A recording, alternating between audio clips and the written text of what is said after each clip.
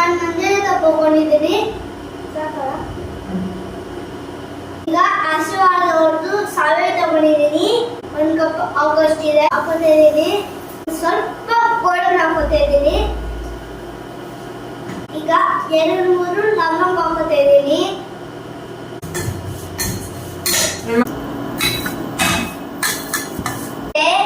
ಈಗ ನೀರು ಹಾಕೋಣ. ಸ್ವಲ್ಪ ನೀರಲ್ಲಿ ಬೇಯಿಸೋಣ.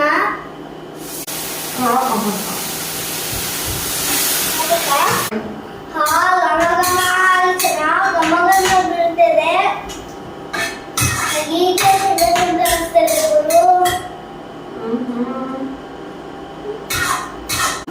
ನೋಡಿ ಚೆನ್ನಾಗಿ ಬಂದಿದೆ.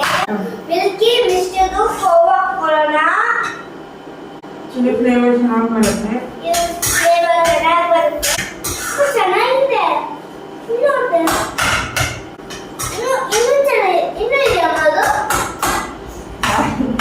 ಚೆನ್ನಾಗಿತ್ತು. ಇನ್ನೇನು ಹಾಕಬೇಕು? ಹಾಲು. ಈಗ ಹಾಲು ಹಾಕೋದು ಚೆನ್ನಾಗಿ ಬಿಸಿ ಬುದ್ಧಿ ಬರ್ತದೆ. ಅಷ್ಟು ರೆಡಿ ಆಯ್ತು. ಸಕ್ಕರೆ ಹಾಕೊಳ್ಳೋಣ.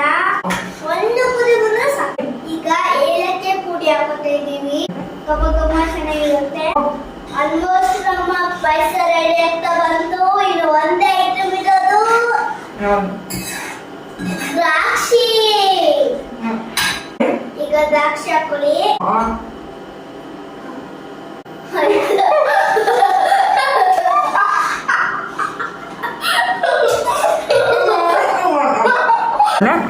ಕುದಿ ಬಂತು. ಈಗ ಆಫ್ ಮಾಡ್ಕೊಳ್ಳೋಣ.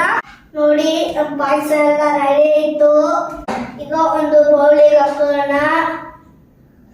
ಅಪ್ಪ ನನ್ನ ಪಾಯಸ ರೆಡಿ ಆಯ್ತಲ್ಲ. ನೀವು ತರ ಮಾಡಿ ಹೆಂಗಿದೆ ಅಂತ ಹೇಳಿ. ಅಮ್ಮ 1 ಸ್ಪೂನ್ ತಗೊಳ್ತೀನಿ ನಾನು. ಇದು ಸರಿ ಬಾ. ನೋಡಿ ಈ ತರ ತಿನ್ನೋಡ್ತೀನಿ ಒಂದು ಟೇಸ್ಟ್.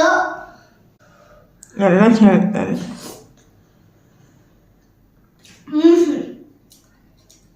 ನೀವು ಸಹ ಟ್ರೈ ಮಾಡಿ ನೋಡಿ. ನಾನು ಈಗ ಪಾಯಸ ತಿನ್ಬೇಕು. ಈ ವಿಡಿಯೋ ಲೈಕ್ ಮಾಡಿ, ಶೇರ್ ಮಾಡಿ, ಒಂದು ಕಮೆಂಟ್ ಮಾಡಿ. Okay, thank you for watching. Bye bye.